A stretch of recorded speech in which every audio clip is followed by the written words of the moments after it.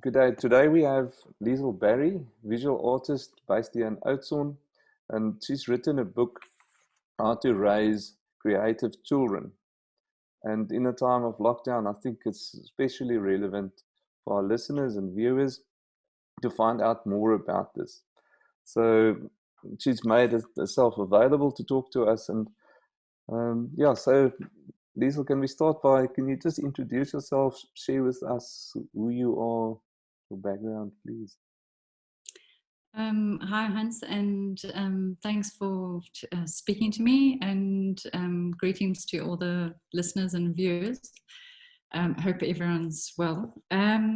So basically, yeah, we've lived in the Little Karoo for 23 years, and I'm originally from Cape Town, and I studied graphic design, and we lived on Kankerberg Nature Reserve, and our two children grew up there, and it was just an incredible experience, and the culmination of everything we did together, activities, our lifestyle, came together in the book published by Jakarta, actually in 2009.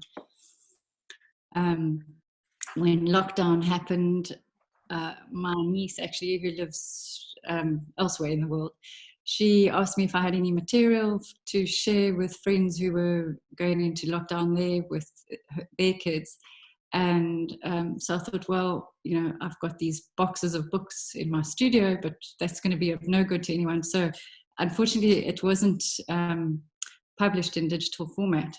So I went the long route and transformed it into a digital and a digital copy, and put it online so that people could access it during lockdown, just as a gift.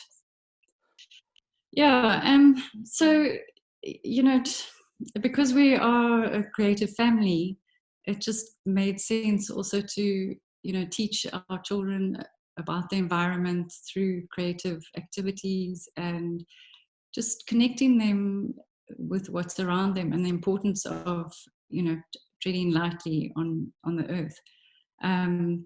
So a lot of the activities seem very relevant to lockdown, because we were remote, we had to often just use whatever materials we had at home.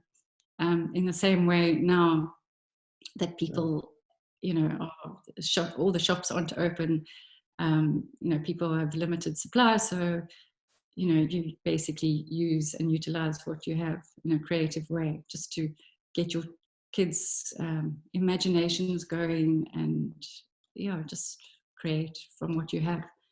And it's better for the environment too. What is your Lisl Barry definition of creativity?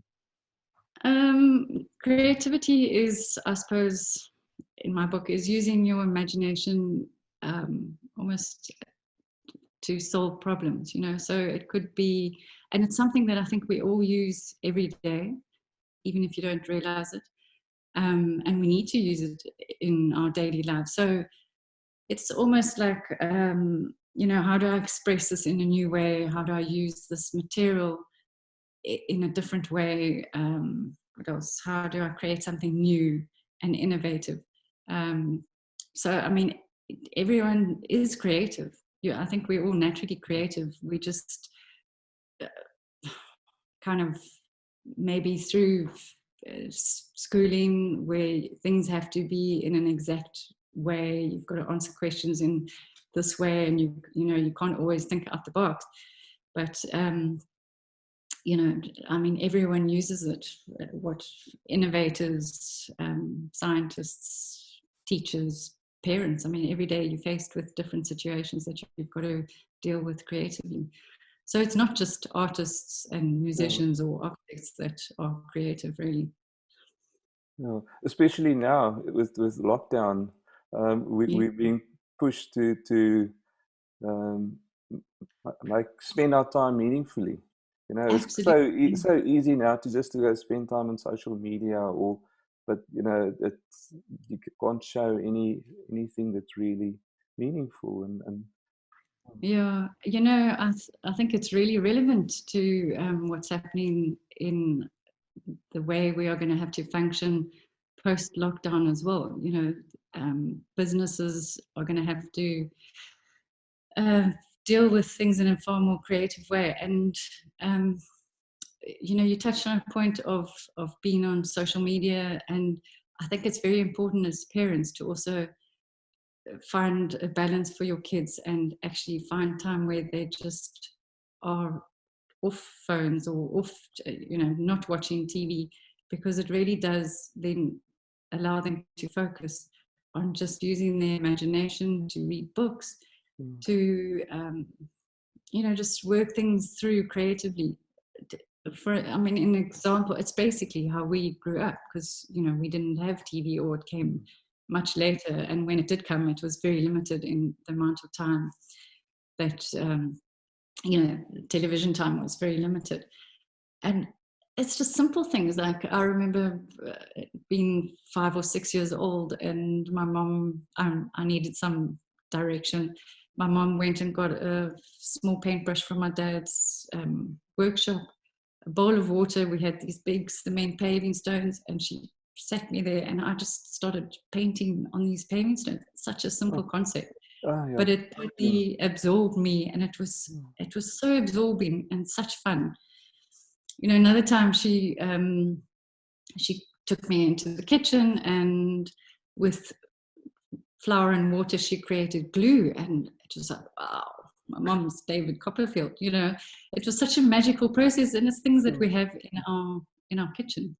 And then, so we were making paper chains with it, and she went off to do something else. And then I saw that if you leave the paper in the mush for long enough, it becomes pliable, and, you know, you can manipulate it. And so basically it was paper mache, you know, and you could create something with it. Such simple tools that we have, everybody has at home, you know, newspaper, whatever. And the point I'm trying to make is that just by having that focus and that time and these simple tools, it pushes your ability to, or not ability, but your the thing to explore. And, you know, if you have the time to be curious and play around with things, then, you know, you'll develop your imagination and your creativity. Whereas, you know, there is a place for social media, there is a place for all these things, but if that's all kids do, then there's no reason for them to do these other things. And I think it's very important for us as society to have creative people, you know, in society, that we grow creative children, really. Our society, and also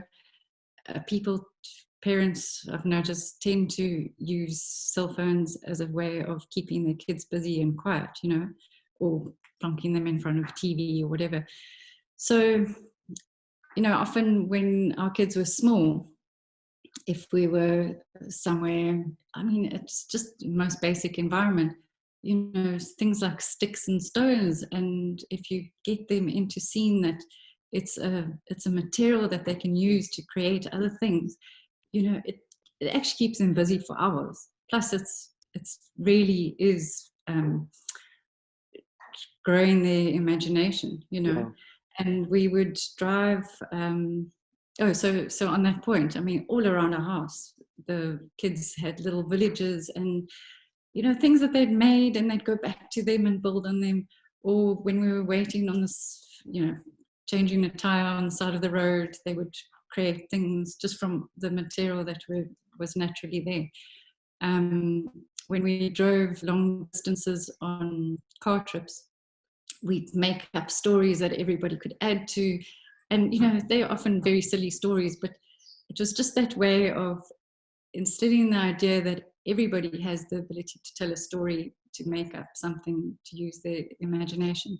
So it's just small things like that, really, of connecting with your children, and just also switching your own phone off. Because, you know, if we as parents don't do that, then what example are we to our own kids, you know? So if you don't ever have time for your kids because, you know, you've got important things to do on your phone, then that's you're creating a barrier there that, you know, instead of a flowing connection to them that, I don't know, it's just there's so much to do with them, and it's not like you always have to be doing something with them. It's that you're setting a spark for them to grow on their own, so like whether it's like my mom with the paper mache story, it's that thing of like, they're the materials are here, we do something, and then it grew into something that became my own, Yeah. Oh, yeah. Lovely. So like the creativity is like almost like a bridge that can connect you with your children and put them onto a journey.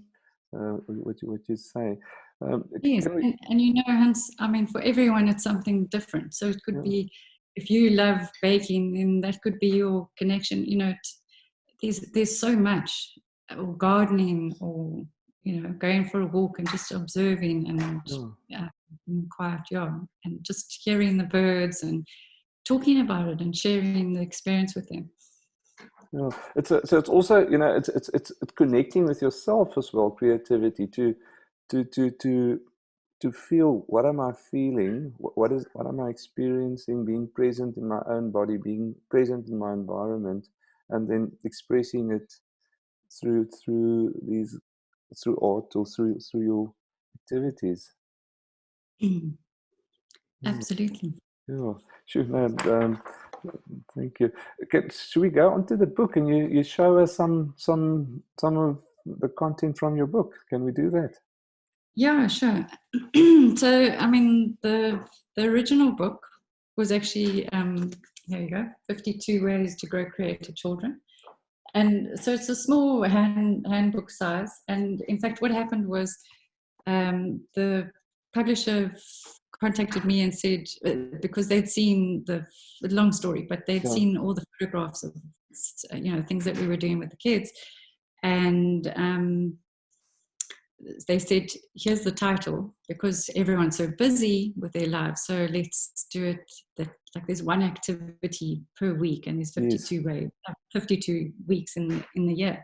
Yes. So that's how the book kind of evolved. So the actual book is divided into seasons. Now, because of lockdown, there were certain things that I couldn't include in the book, like there's one that I'll show you, but it's Go Walking. Yes. So, it was kind of a fun thing just to give people ideas and so on. So for the purpose of lockdown, I just took relevant pages out of the book and recreated, to make it accessible, recreated sections.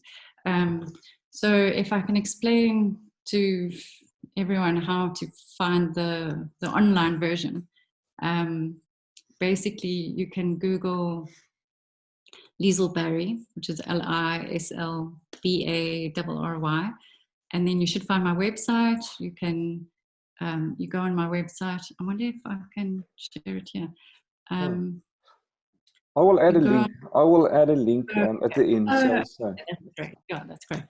But anyway, so yeah, then it's under my blog under Projects with Heart. So it's and then you have to zoom in, unfortunately, because that's the only way to view it with ease.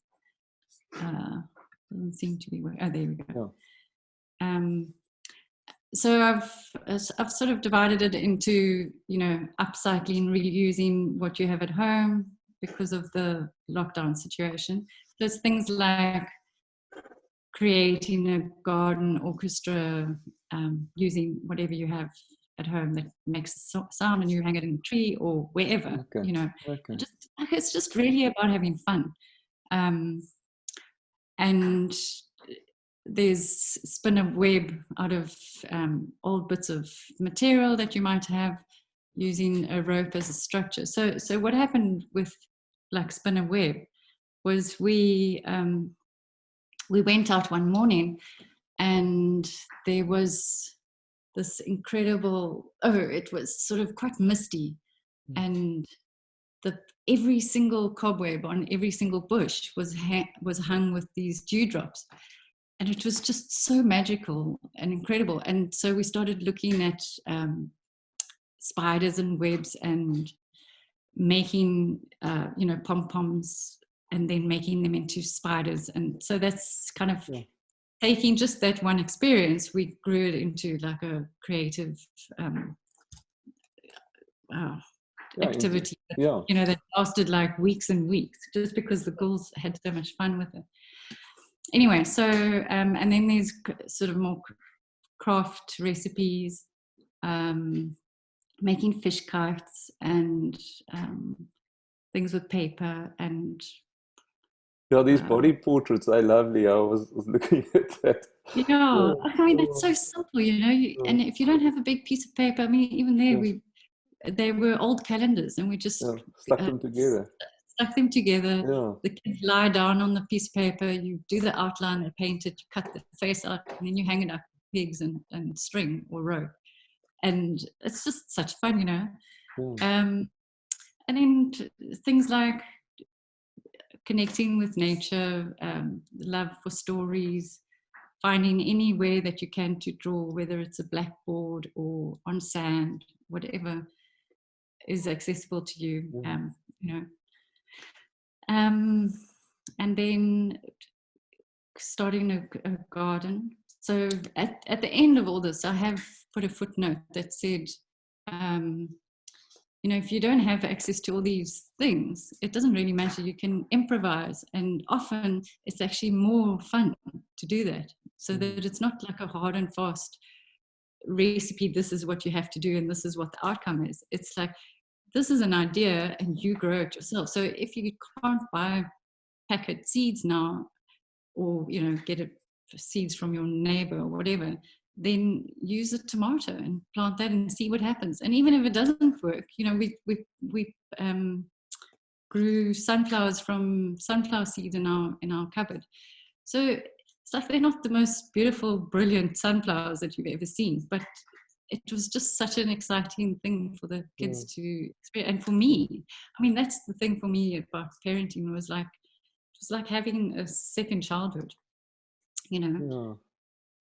just such fun. And there were simple things like making shadow creatures. I mean, we used to do that with a light, and your hands create shapes. So we just took this a step bigger and did it outside in the sun, and it's really such simple ideas. It's nothing brilliant. What happened was, also at the time, I was reading a lot of Rudolf Steiner inspired teachings, and from Waldorf school and that. And so at the bottom of every page, under the like simple sort of idea of almost like words of wisdom, or planting a seed of thought. Let me try. So I can read it from the book. So it was a thing from Matty Bergstrom, professor and neuropsychologist, and he said, the brain discovers what the fingers explore. So the density of nerve endings in our fingertips is enormous. Their discrimination is almost as good as that of our eyes. If we don't use our fingers, if in childhood and youth we become finger blind, this rich network of nerves is impoverished, which represents a huge loss to the brain and thwarts the individual's all-round development. So, in other words, if you're always playing with things that are plastic or resin, imagine how little experience your fingers are getting, based on that, rather than if you're, playing with wooden blocks and climbing trees or making things with sticks or whatever. It's just things to think about. That's all. Really, the book was just to inspire parents to think beyond where we are now. You're very inspirational, inspiring. I was never thinking about your fingertips as being, like it's almost like a neural network. But obviously it must be, because we use our hands so much to almost like our eyes, the way that we experience the world, and through these activities you learn to see through your fingers. Yeah, And exactly. you know, Amazing. and screens don't teach you that because it's just a smooth surface. Yeah, and the same as, you know, if you imagine, you we've got access to such incredible footage of wildlife, and I mean, you can go anywhere in the world on your screen, but if you actually go, even if you've got the tiniest little garden and you go and observe the ants and things moving around, the experience is so much more real, you know. So it's the same. It's all that thing of just of having real life experience with different things. Yeah, yeah. Thank you. Yeah. So we're coming to the end of this talk, and if people want to get a copy of the book, if they what would they do? Do they contact you? Do they mail you? Or Yes, they can contact me. I have copies of the book still, and so after lockdown, they can just contact me. It's small enough to post if they're not close by. Yeah, okay. And the price of the book? is 110 rand. 110 rands. Okay, so we'll add that. Yeah, and let's say parents would like to contact you, or like maybe a little pre-primary school. Are you available for that kind of thing, or is there rather Yes. must they watch this? Yeah, they can email me. Shall I give you my email address? You can do that, please. Okay, it's info@Lisl, Lisl Barry, BARRY.co.za, and that's all small letters. Yeah, they're welcome to contact me. And then actually, yeah, or WhatsApp. My number is 082 7696993. Thank you. We'll also put that online afterwards. Yeah, I think the listeners and the viewers, I think we can also invite them to share what they've done with their kids in terms of That would teaching be them wonderful. to Yeah. use their hands and yeah and use what's available and use their imagination. Yeah, Liesl, thank you very much. I think it's it's such a rich topic this, and hope that it's the viewers will also go apply with some of this with their children and share Yeah. with the community. Well, that would be wonderful. And you know, really, the main thing is that just to have fun. You know, um, because it's the time with your kids is so short, but also, I mean, you know, when they're little and enthusiastic, and it's just wonderful to share that with them. Yeah, so enjoy it, and thanks so much for your time.